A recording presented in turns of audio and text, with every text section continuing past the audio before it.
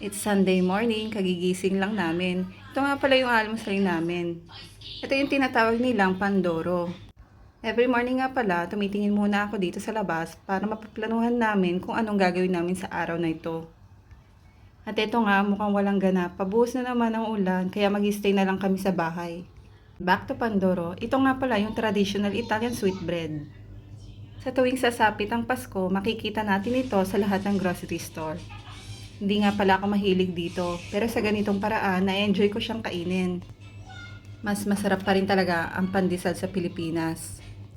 Anyway, napabili lang naman kasi ako dahil nadaanan ko at napansin ko na ibinaba nila ang presyo. Nasa dating 7 euro to 10 euro per box. Dahil tapos na nga ang Pasko at bagong taon, nasa 2.90 euro hanggang 3.90 euro na lang. Kaya yun na nga, nakakuha ako ng 2 box. Dahil maiksi nga lang ang expiration date nito, binababa talaga nila ang presyo para maubos. Pagkalmusal nga namin ay dumiretso na lang kami sa higaan. At maya-maya nga, niyaya na ulit ako ni Shanti sa kusina para magluto kami ng lunch. Eto na nga, prepare ko na ang mga gagamitin namin sa pagluluto. Nakahiligan na nga ni Shanti na tumulong sa akin sa pagluluto. Dahil hindi lang sa pagluluto siya natututo at ito na rin ang paraan ko para may apply ko ang mga salitang Tagalog sa pagtuturo ko sa kanya. Beef with tofu and oysters nga palulutuin namin. Lulutak ko. Beef tofu. Yan ay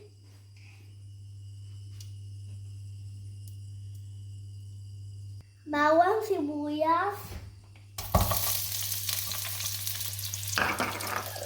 Gusto tofu.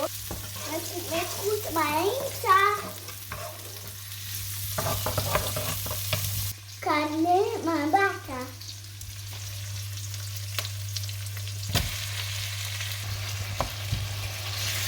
Seasoning,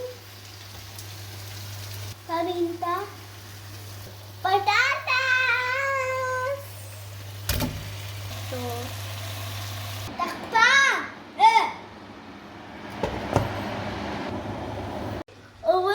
Oyster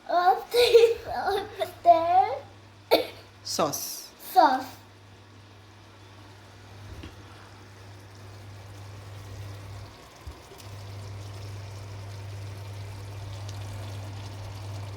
Cubes.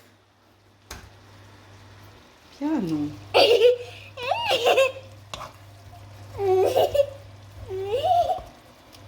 Tofu.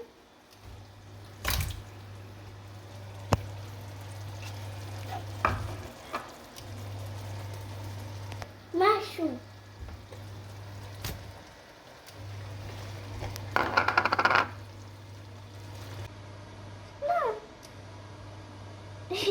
Ako si Chantal. Yan. Bye. Luto na kay Nana.